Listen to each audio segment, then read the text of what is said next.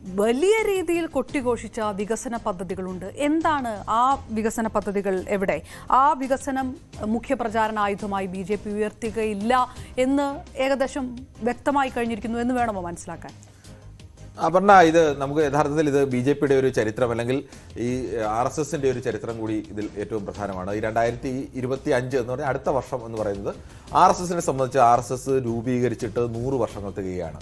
1925 ഹെഡ്ഗേവാറിന്റെ നേതൃത്വത്തിൽ RSS ഇന്ത്യയിൽ രൂപീകരിക്കുമ്പോൾ അവർ പ്രധാനമായും മുന്നോട്ട് വെച്ചിരുന്നത് ഭാരതത്തിന്റെ ആത്മീക ധാർമ്മിക മൂല്യങ്ങൾ ഉയർത്തിപ്പിടിക്കുക, ഹൈന്ദവ താല്പര്യങ്ങൾ സംരക്ഷിക്കുക എന്നുള്ളതായിരുന്നു.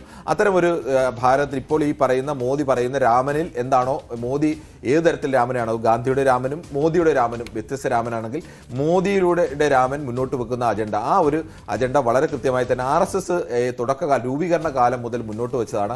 അത് മറ്റ് മതങ്ങൾക്കൊക്കെ അപ്പുറത്തേക്ക് ഭാരതമാണ്, ഈ ഭാരതത്തിൻ്റെതായ മൂല്യങ്ങളുണ്ട്, അതിൻ്റെ ധാർമ്മികതയുണ്ട്, അതാണ് ഏറ്റവും വലുത്.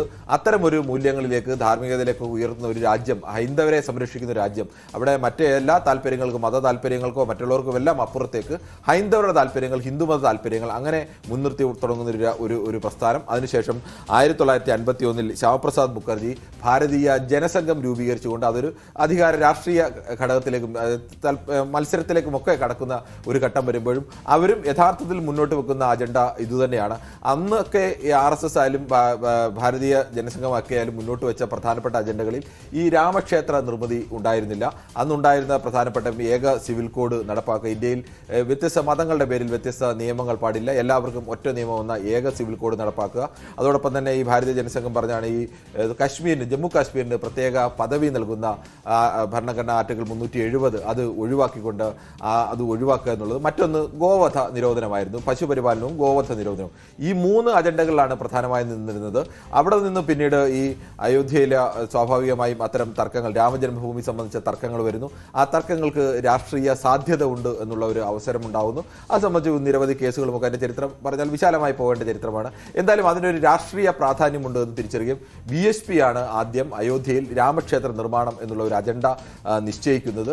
അത് 80-ൽ ഭാരതീയ ജനതാ പാർട്ടി രൂപീകരിച്ച ശേഷം പിന്നീടാണ് അവർ ആ അജണ്ട പാർട്ടിയുടെ ഒരു അജണ്ട അല്ലെങ്കിൽ പ്രധാനപ്പെട്ട നടപ്പാക്കേണ്ട ഒരു മുദ്രാവാക്യമായിട്ടൊക്കെ സ്വീകരിക്കുന്നത്. അതിനുശേഷം നടന്ന ഓരോരോ തെരഞ്ഞെടുപ്പുകളിൽ എങ്ങനെയാണ് ഇവർ ഇതിനെ ഉപയോഗിച്ചത്. അന്ന് അവർ മത്സരിക്കുന്ന ആദ്യ തെരഞ്ഞെടുപ്പിൽ 2 സീറ്റുകൾ മാത്രമുണ്ടായിരുന്ന 7.74% വോട്ട് മാത്രമായിരുന്നു 84-ലുണ്ടായിരുന്നെങ്കിൽ 89-ലാണ് അവർക്ക് 85 സീറ്റിലേക്കും 11.36% വോട്ടിലേക്കും ഒക്കെ വളർന്നു. അപ്പോഴെല്ലാം ഘട്ടത്തിലെല്ലാം തന്നെ ഈ രാമജന്മഭൂമി വിഷയം ഒരു പ്രധാനപ്പെട്ട അജണ്ടയായി തന്നെ മുന്നിലുണ്ടായിരുന്നു. അവിടെ ബാബറി മസ്ജിദ് തകർക്കുക, അവിടെ പകരം അയോധ്യയിൽ രാമൻ ജനിച്ച സ്ഥലമാണ്, അവിടെ ക്ഷേത്രം നിർമ്മിക്കുക എന്നുള്ളൊരു അജണ്ട ഉണ്ടായിരുന്നു. ആ രാഷ്ട്രീയമൊക്കെ പറഞ്ഞാൽ ഒരു ഘട്ടത്തിൽ രാമജന്മഭൂമി രാഷ്ട്രീയം ഉയർത്തുന്നു. രാമജന്മഭൂമി രാഷ്ട്രീയം തന്നെ സജീവമായി ഉയർത്തുന്നത് VP സിംഗിന്റെ നേതൃത്വത്തിൽ മണ്ഡൽ രാഷ്ട്രീയം കൊണ്ടുവരുന്നു. അപ്പോൾ ഇന്ത്യയിലെ ഹിന്ദുക്കളിൽ മഹാഭൂരിപക്ഷം വരുന്ന പിന്നോക്ക ജനവിഭാഗങ്ങൾക്ക് ഔദ്യോഗിക മേഖലയിലും എല്ലാ മേഖലയിലും സംവരണം നടപ്പാക്കുന്ന തീരുമാനം വരുന്നു. അങ്ങനെ ജാതീയമായ രീതിയിലേക്ക് ഹിന്ദുക്കളുടെ ഒരു വ്യത്യസ്ത തലത്തിലേക്ക് മഹാഭൂരിപക്ഷം വരുന്ന പിന്നോക്ക വിഭാഗത്തിൽ പെടുന്നവർക്ക് അവകാശങ്ങൾ, അധികാരങ്ങൾ ലഭിക്കുന്നില്ല, വിദ്യാഭ്യാസ അവകാശങ്ങൾ ലഭിക്കുന്നില്ല, സർക്കാർ ഉദ്യോഗത്തിൽ അവരുടെ ന്യായമായ പങ്ക് ലഭിക്കുന്നില്ല. അത്തരം ഒരു വിഭജനം വന്നു കഴിഞ്ഞാൽ സ്വാഭാവികമായും അത് ആത്യന്തികമായി ഒരു ഐക്യത്തോടു കൂടി ഹിന്ദു വിഭാഗം നിന്നെങ്കിൽ മാത്രമേ BJPയുടെ ഒരു അജണ്ടയിലേക്ക് അല്ലെങ്കിൽ ഒരു RSSന്റെ ഒരു ഭാരത സങ്കല്പത്തിലേക്ക് വരാൻ കഴിയും. അവിടെയാണ് അയോധ്യ മൂവ്മെന്റ് വലിയൊരു മൂവ്മെന്റായി വരുന്നു. അത് പിന്നീട് രഥയാത്ര വരുന്നു. രഥയാത്രയൊക്കെ അന്ന് രഥയാത്ര നിർമ്മിക്കുന്ന സമയത്തും ഈ ഇടതു പാർട്ടികളടക്കം കേരളത്തിലെ ഇന്ത്യയിലെ പ്രധാനപ്പെട്ട പാർട്ടികളുടെയൊക്കെ നിലപാട് അയോധ്യയിൽ രാമക്ഷേത്രം നിർമ്മിക്കുന്നതിന് ആർക്കെങ്കിലും തടസ്സമില്ല, പക്ഷേ അത് പള്ളി പൊളിച്ചിട്ടാവരുത് ക്ഷേത്രം നിർമ്മിക്കുന്നത്. അയോധ്യയിൽ മറ്റൊരു സ്ഥലത്ത് ക്ഷേത്രം നിർമ്മിക്കുന്നതിന് ഒരാളും എതിരായിരുന്നില്ല. അതിനുശേഷം ഈ രഥയാത്ര വരുന്നു.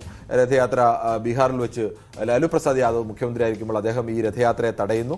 അതിനുശേഷം UPയിലേക്ക് അന്ന് മുലായം സിംഗ് യാദവാണ് UPയിലെ മുഖ്യമന്ത്രിയായി നിൽക്കുന്നത്.